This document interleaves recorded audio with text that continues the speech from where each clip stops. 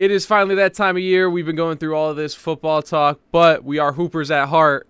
Talk of the Town is back, talking NBA. Tonight is the night the NBA comes back. We got Sixers, Celtics, we got Warriors, Lakers, ring night. So what we're going to do right now is we are going to predict the NBA's awards, and we are going to predict the standings as well. Now, this is not like the NFL video, all right? We did not go through every game. I promise you we're not going through all 82. So we're not going to give numbers. We are just going to give seeding. All right, so what we're going to do, I'm going to go Western Conference. Jay will go his Western Conference. I'll go my Eastern Conference. Jay will go his Eastern Conference. We're going to go from 15 to 1. I got Utah coming in last. Obviously a rebuild. They tanked. They blew it up. 14, I got the Spurs. They're the same way, although I do think they had a pretty decent draft class. You know, Ben Mathurin, Blake Wesley. I'm not very big on Soham, but we'll see. They're another team that is in contention, tanking for Victor. Chet Holmgren went down. Thunder are basically the same team they were last year, so I have them coming in at 13. How many years of Shai Gilgeous-Alexander's prime are you guys willing to waste? Because he's a very good basketball player. He could be an all-star as a number one option. But unfortunately, tank is all OKC does. So at some point, it's going to have to be time. Coming in at number 12, I got Houston. I feel like they're going to improve just a little bit this year. I'm still not big on Kevin Porter Jr. being a point guard. I think that's more of a Lou Will type player, six-man, come in, get buckets off the bench. But you're going to see the improvement from Jalen Green. You're going to see the improvement from Şengün. They got players on this team. You know, their record will improve. Their seeding won't. At 11, the longest drought in major American sports, the Kings are once again going to miss the playoffs. Though this year, I think I wouldn't be surprised if they made it. They have a good roster. They've improved in many different areas. If they sneak their way into the play-in, don't be surprised. At number 10, got a team that struggled with injuries last year, looking to bounce back, get back in the playoffs. Portland Trail Blazers. At number 9, the Lake Show. This team stinks, but they have LeBron James on it. So I give them the benefit of the doubt. But that roster is worse than the Kings and worse than the Blazers, I would say. But LeBron James is good at basketball. He's not bad. So I'm going to give the Lakers the 9 seed. Anthony Davis plays 60 games. You could be talking about them at 5 or 6. However, I just don't see that happening. At number 8, the team that I think is going to have the biggest fall off this year, the Phoenix Suns. Chris Paul's not getting younger. DeAndre Ayton doesn't want to be there. Jay Crowder's gone. I just don't know what there's to be excited about in Phoenix. At number 7, I got the Dallas Mavericks. Did they improve? Maybe. You know, Christian Wood, good player. JaVale McGee, probably a starter. But they lost Jalen Brunson as well. You know, I don't see much improvement on the perimeter in terms of defense. But if they're going to play that Houston Rockets style of basketball, you know, Luka, 4-round Luka and just kick to the corner, take a jump shot, that'll get you enough wins in the regular season. But, you know, all's fun and games until you miss 27 in a row. Coming in at number 6, I have the Memphis Grizzlies.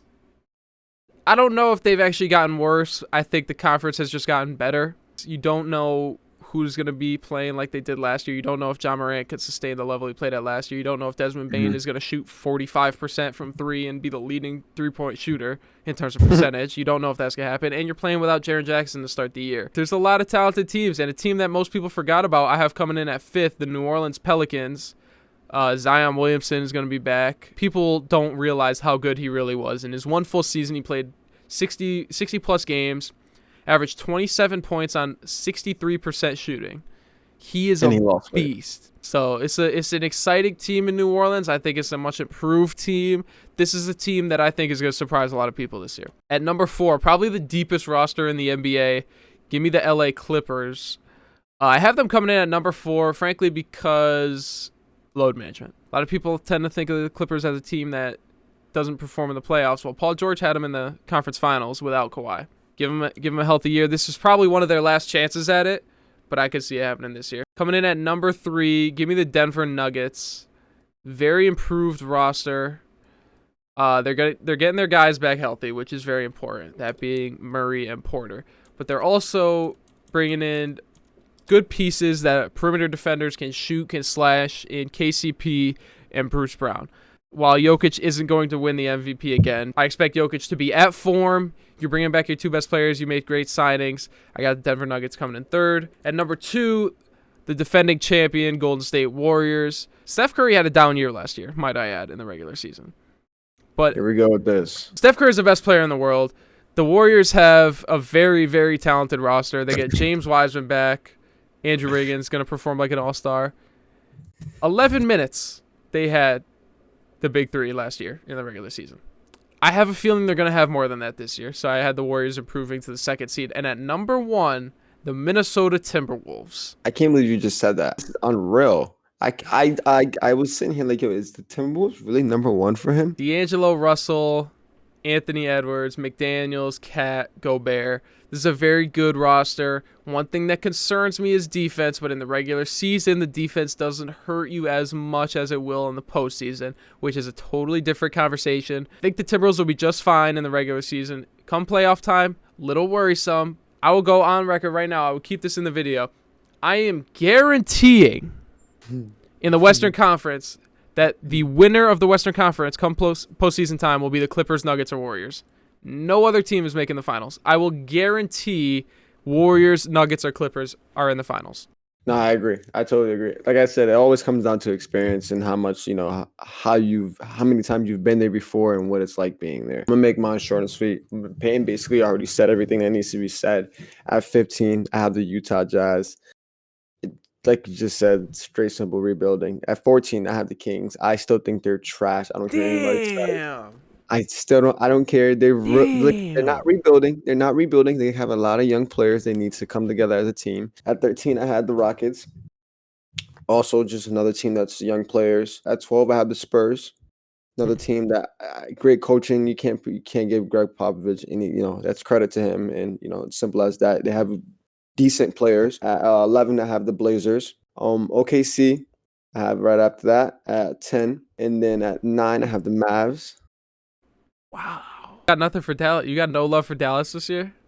At 9? I got love, bro, but it's like you said, they lost Jalen Brunson. That was their 2nd leading scorer. At 8, I have the Suns. At 7, I have the Pelicans. At 6, I have the Lakers. Oh, my goodness. Here we go with this guy. At 5, I have the Clippers. At 4, Timberwolves. It was given, like you just said. And at 3, I have the Grizzlies. But you'll hear my case for that in a few. And then at 2, I have the Nuggets, and at 1, I have the Warriors. I'm sorry, it's a given. The Warriors are my favorite basketball team coming out of the Western.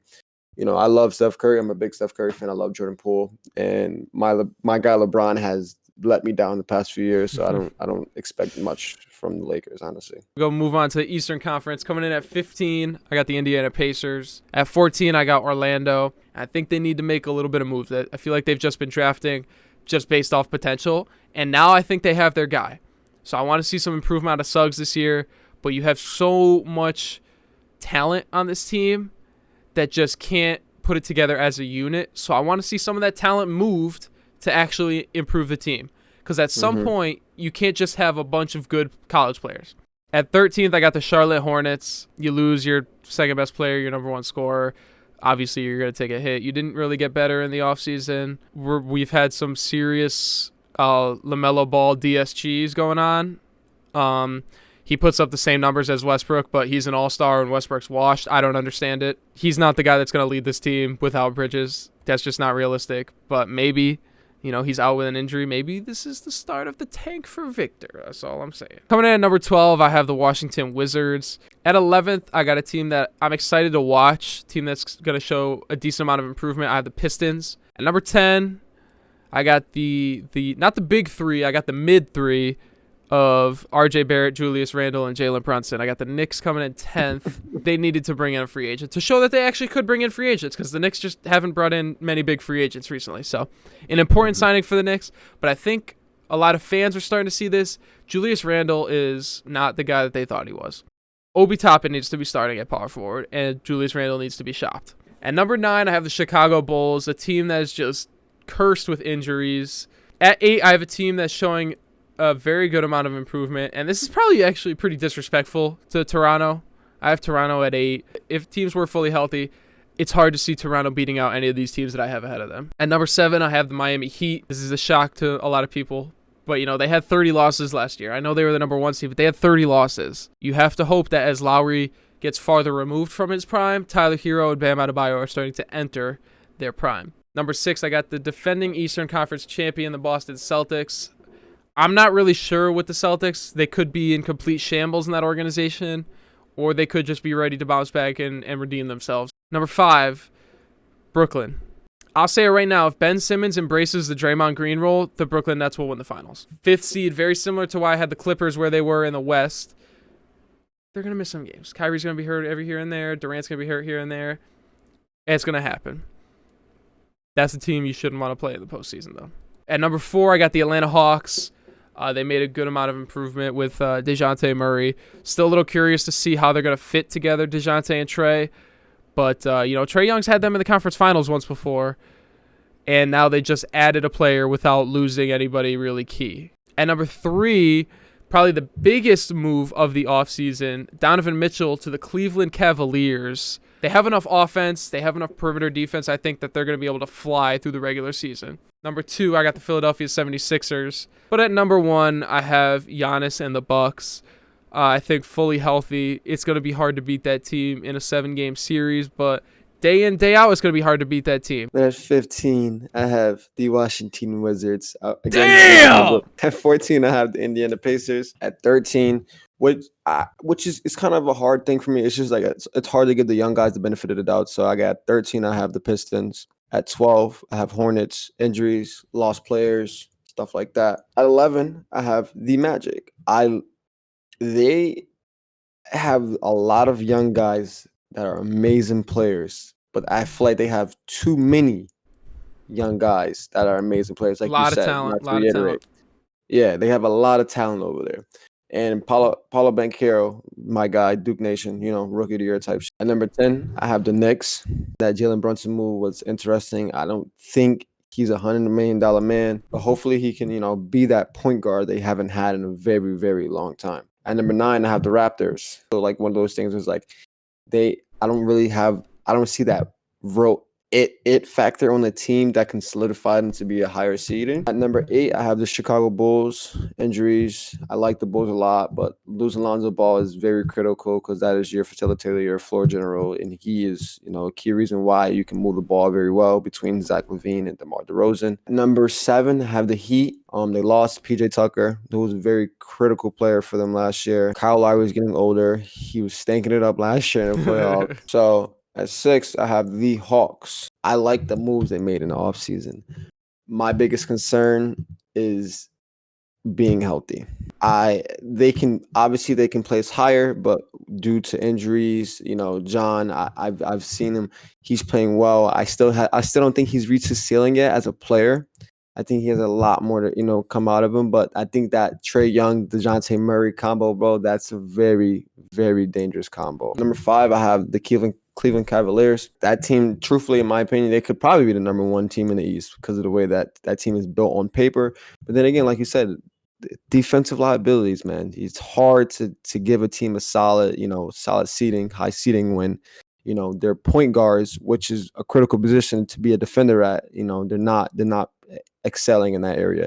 But offensively, they're going to murder everybody, I feel like. At number 4, I have the 76ers. I was watching a video of Doc Rivers talking to James Harden about accepting that role of being a facilitator and saying, like, dude, if you can let that ego go and just be the point guard that we need you to be, this team can be dangerous and they can beat everybody. And they absolutely can. At number 3, I have my Brooklyn Nets. If they don't have a good season, Steve Nash needs to go. It doesn't make sense that you can have that much of a superstar team and not be, a winning team, or at least a contender. They are a healthy team. I believe they can be a top 3 team. And number 2, I have the Celtics. Chemistry-wise, I feel like they play best. Like, I feel like as a team, they are a unit and they play very well. And in that one, it's given Giannis, Chris Middleton, Drew Holiday. You can't get much, better than that, truthfully, defensively and offensively. We're going to go through who we have winning every award.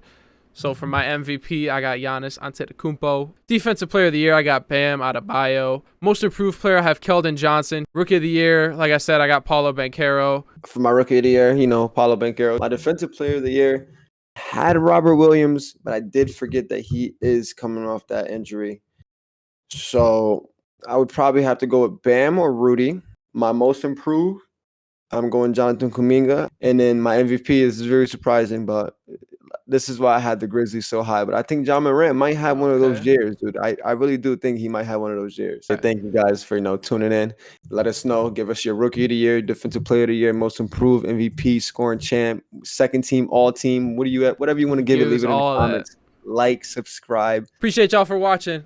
We got more NBA content coming your way very, very soon.